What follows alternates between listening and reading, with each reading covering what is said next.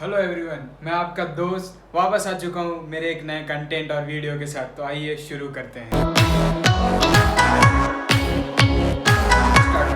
उसी तरीके से इस बार हम लोग डिस्कस करने जाते हैं how to establish a startup. भाई ये जो आइडिया वर्ड है ना, ध्यान रखना, आइडिया वर्ड, ये आइडिया वर्ड है ना, बहुत ही कॉमन सा वर्ड है।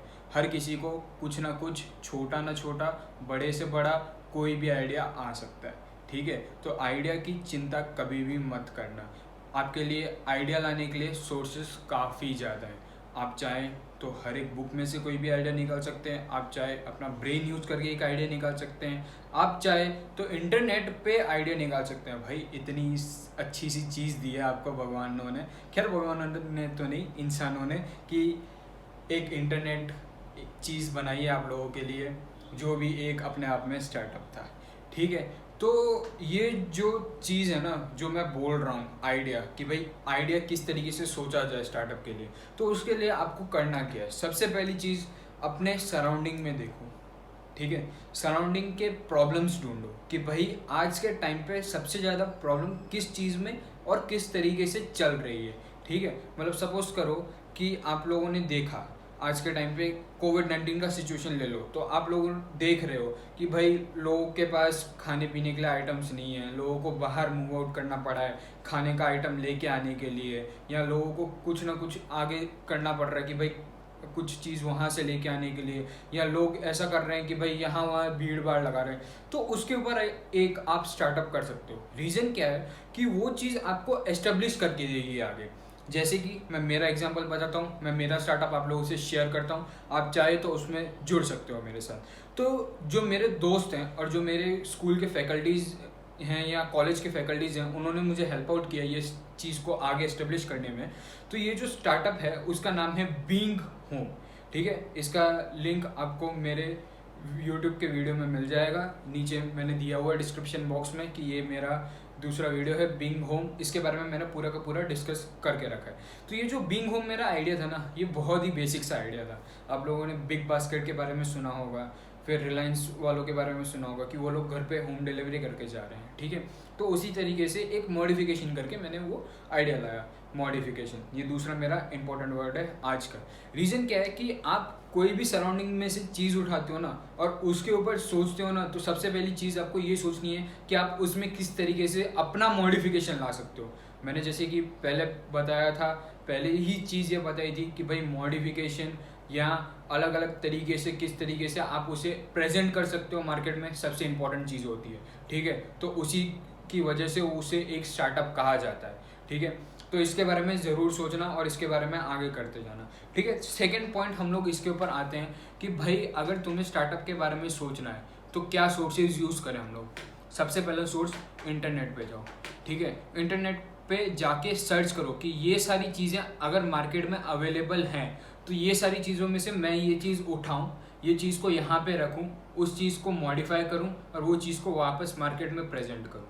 ठीक है, इसमें क्या होगा कि आपको एक नई चीज़ सीखने को मिलेगी, साथ ही साथ आप कुछ ना कुछ नया इनोवेशन कर पाओगे, साथ ही साथ आपका अपना खुद का ब्रेन यूज़ होगा। ठीक है, जो अपना ब्रेन का यूजेज है ना, बहुत ही मिनिमल यूजेज होता है, तो उसी को थोड़ा बूस्टअप कराने के लिए आप इस चीज़ का इस्तेमाल कर सकते हो। ठीक है, दूसरी चीज़ आती है, आप बुक्स पढ़ो।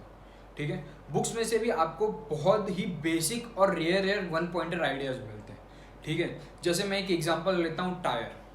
ठीक है, टायर का सबसे बड़ा बिजनेस चल रहा है फॉरेन कंट्रीज़ में। वो लोग करते क्या हैं, वो लोग टायर्स को उठाते हैं जो यूज्ड हो जाते हैं, जो फट जाते हैं, जो एकदम ख़राब हो जाते हैं, वो टायर को उठा के वो टायर में से मटेरियल्स अलग करते हैं। ठीक है, और वो मटेरियल्स को अलग कर करके एक निकलती है वायर, लाइनिंग वायर्स, जो स्टील की वायर्स होती है, जो हमारे ब्रेक या क्लच वायर्स में यूज़ होती है, साइकिल के ब्रेक्स में यूज़ होती है, साथ ही साथ लूनर्स और इन सब के ब्रेक्स में भी यूज़ होती है। तो वो एक सबसे इम्पोर्टेंट धातु हो गया हमारे ये चीज़ के लिए। ठीक है, दूसरी चीज़ जो उसमें से निकलती है वो रहता है स्क्रम रबर।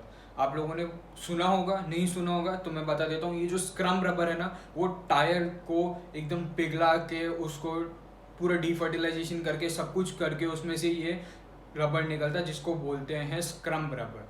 ये जो स्क्रम रबर है ना, आपको सुन के आश्चर्यचकित होगा कि ये स्क्रम रबर हम लोग डेली लाइफ में यूजेज होता है हर एक जगह पे।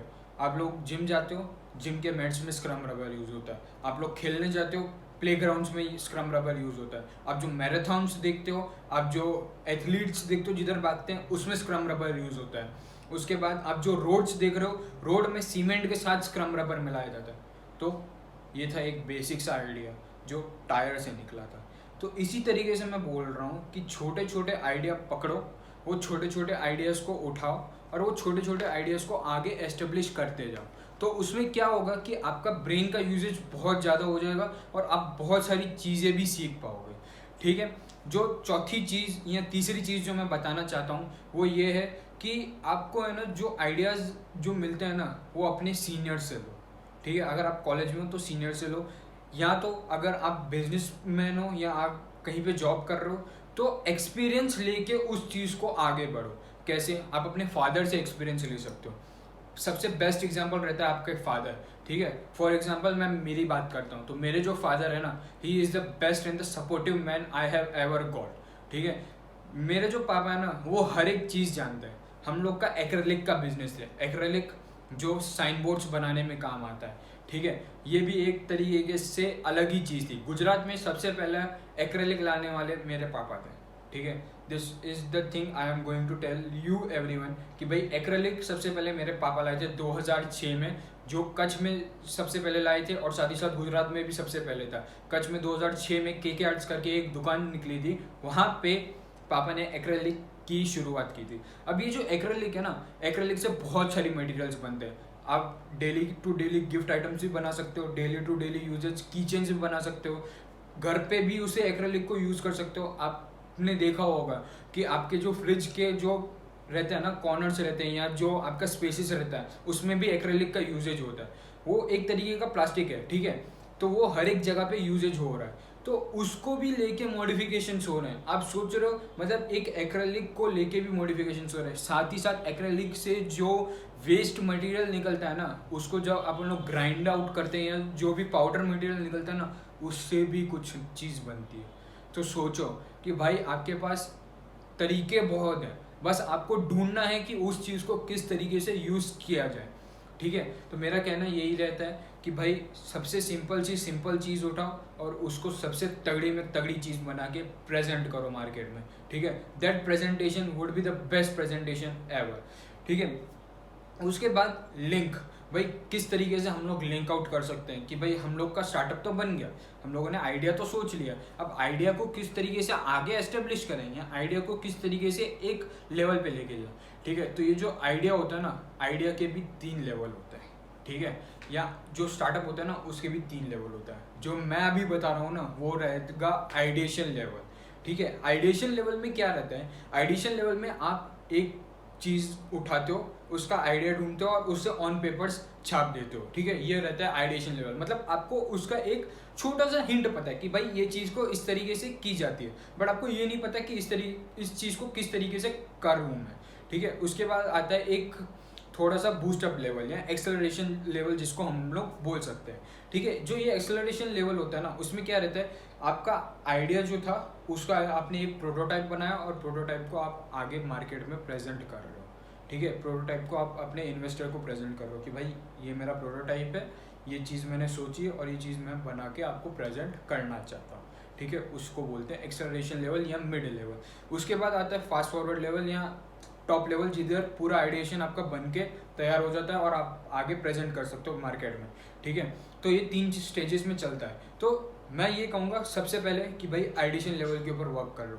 ठीक है, ये जो आइडिएशन लेवल है ना सबसे इजी लेवल रहता है। आपको करना कुछ नहीं है, आपको खाली जानकारी निकालनी है और आपको ये पता लगाना है कि भाई उस चीज़ को करूँ कैसे मैं।